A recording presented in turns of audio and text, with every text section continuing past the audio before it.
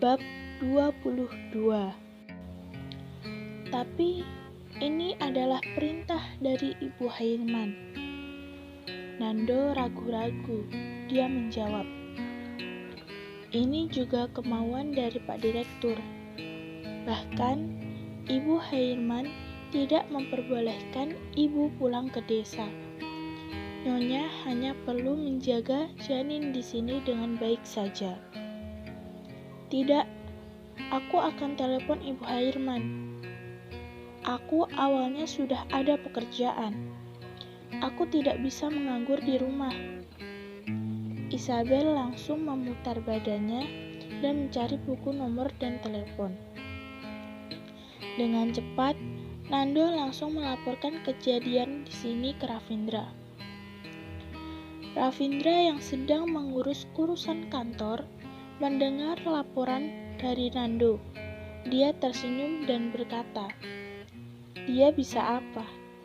Dia itu hanya karyawan yang sangat rendah. Pekerjaan kecil itu masih dibilang pekerjaan. Kalau Ibu Hairman setuju, suruh dia ke sini jadi asisten. Aku mau lihat dia bisa punya kemampuan seperti apa. Suruh istirahat di rumah dengan baik tidak mau. Masih saja mau ke kantor. Nando langsung memberitahukan ucapan Ravindra kepada asisten nenek Kitadara. Nando baru selesai melapor, Isabel sudah menemukan telepon dan menelpon nenek Kitadara dan berusaha membujuknya.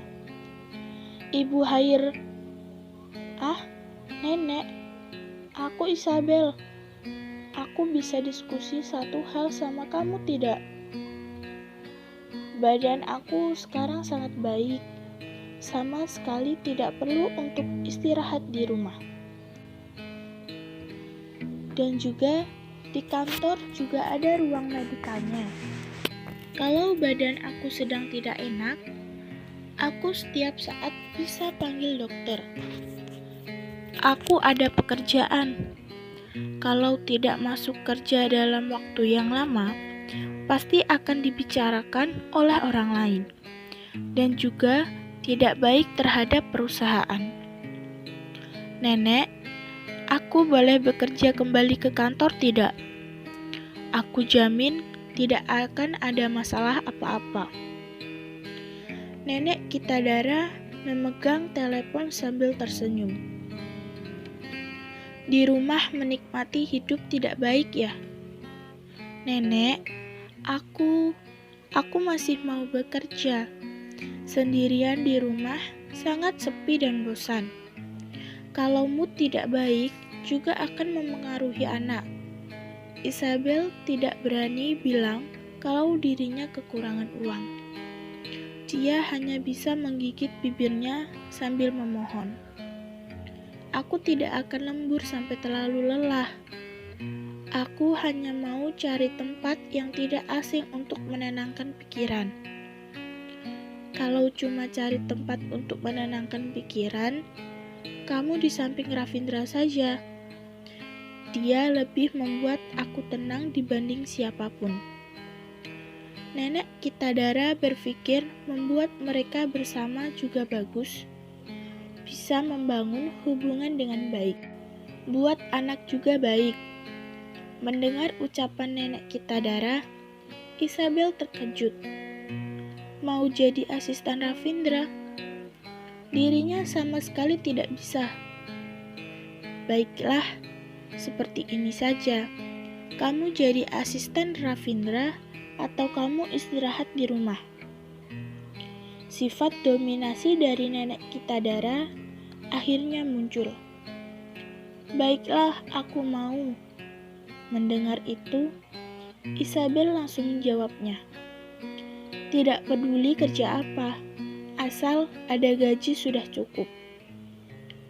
Setelah meletakkan telepon, tidak beberapa lama Nando kembali dari luar dan memberikan kartu karyawan yang baru kepada Isabel.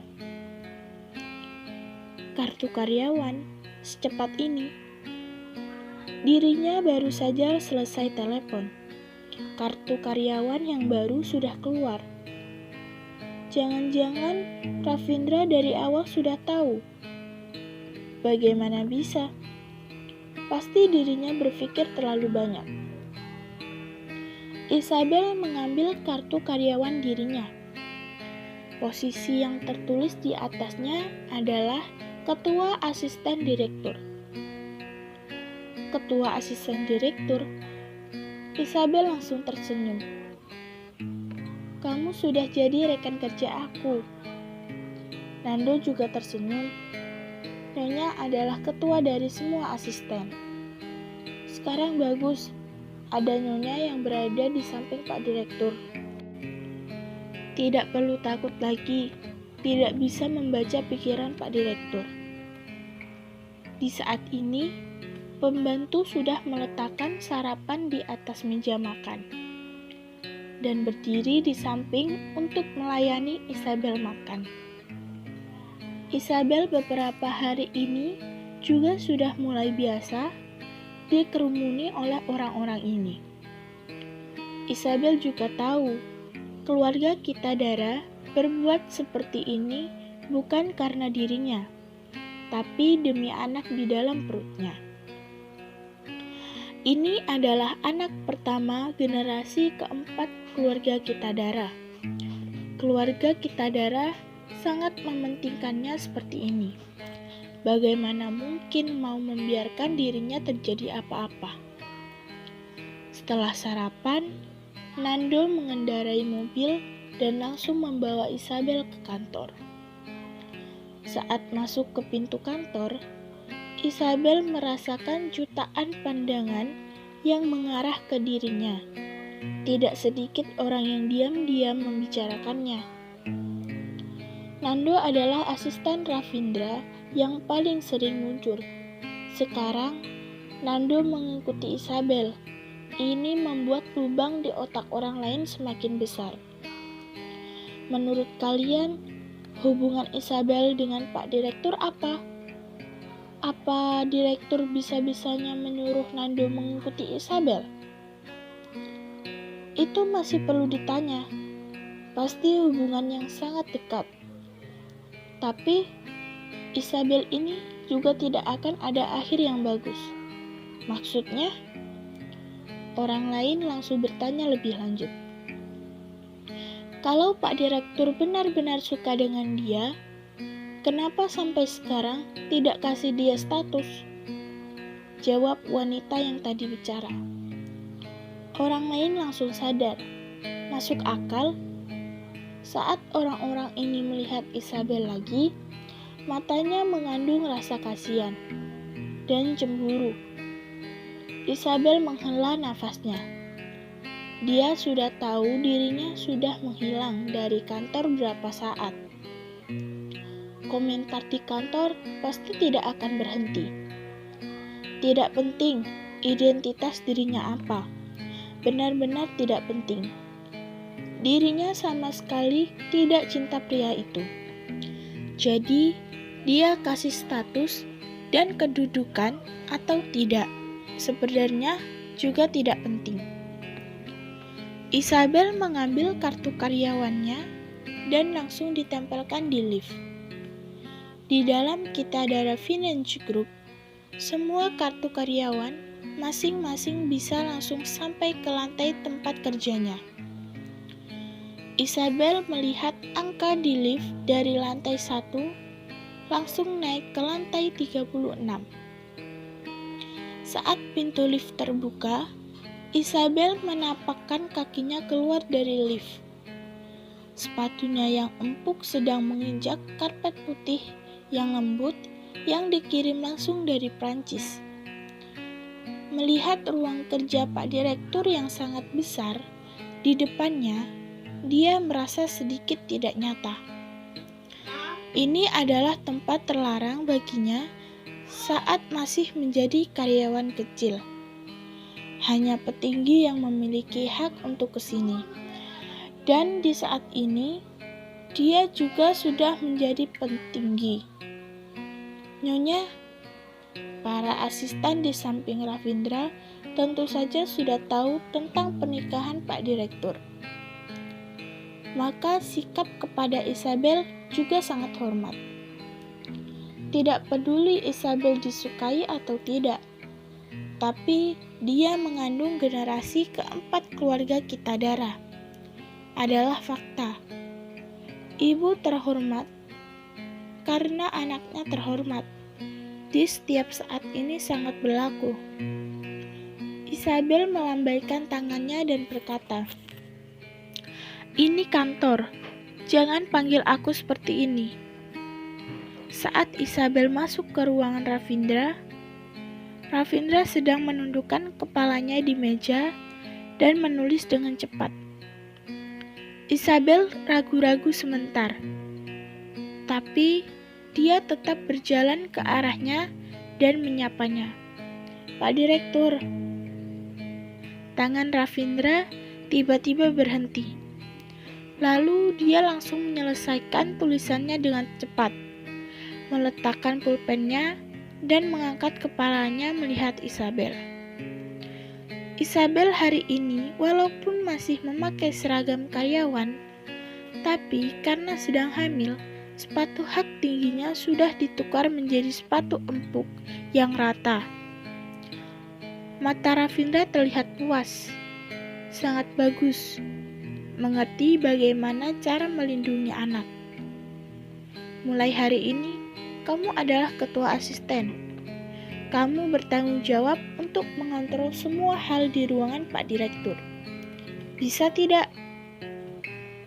Saat ini, Ravindra sudah kembali ke tampangnya yang dingin. Mau menjadi ketua asisten bukan hal yang sangat mudah. Dia bukannya terus bilang mau datang bekerja. Maka kasih dirinya lihat dia punya kemampuan seperti apa. Bisa? Isabel menundukkan kepalanya dan menjawab. Ravindra sedikit tidak menyangka dengan jawaban Isabel. Sangat percaya diri seperti itu. Dia mengambil satu dokumen dan diberikan kepada Isabel. "Bantu aku cek ulang." Isabel mengambil dokumennya dan langsung mulai bekerja di meja sebelahnya. Ravindra terus menatap Isabel. Ini adalah sisi dia yang lainnya. Ternyata saat bekerja, dia seperti ini ya. Ini adalah ekspresi kelima dia setelah menangis. Tersenyum, marah, dan putus asa. Ternyata saat dia serius bekerja, dia sangat enak dilihat. Mata dan alisnya juga sangat serius. Di saat ini, sekretaris membawa kopi dan mengetuk pintu masuk ke dalam. Dia baru meletakkan kopi di atas meja Isabel. Tidak menunggu Isabel berbicara, Ravindra sudah berkata, "Bawa pergi kopinya. Dia hanya minum susu. Kasih dia susu yang impor dari Inggris. Dan ingat, untuk panaskan dulu baru dibawa ke sini." Sekretaris langsung tercengang. Apakah dia salah dengar? Pak Direktur tidak diduga bisa memperhatikan hal sekecil ini. Jangan-jangan Pak Direktur dari tadi sedang melihat Isabel. Melihat sekretaris masih melamun, mata Ravindra sedikit mengecil dan berkata dengan tidak senang, "Kenapa? Hal kecil seperti ini tidak bisa." Dirinya dulu tidak pernah berhubungan dengan petinggi. Jadi, dia benar-benar tidak tahu ternyata Ravindra serewel ini. Dia ini Virgo ya? Aku Scorpio? Ravindra mengambil laporan Isabel dan bicara sambil melihatnya. Isabel hampir tersedak dengan susunya. Apakah dia masih orang? Dirinya sedang berpikir apa bisa-bisanya dia mengetahuinya. Minum susu saja bisa tersedak. Sepertinya aku terlalu memandang tinggi kemampuan kamu. Dia suara yang datar itu. Terdapat pemikiran yang Isabel tidak mengerti. Kamu bintang apa? Cancer. Kenapa jadi seorang asisten juga harus tahu bintangnya apa? Ravindra hanya memutar kepalanya. Asisten Nando langsung mengerti dan melapor.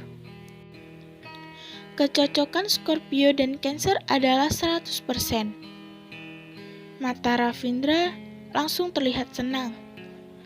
Nando diam-diam berkata di dalam hatinya, "Pak Direktur, musim semi kamu akhirnya tiba."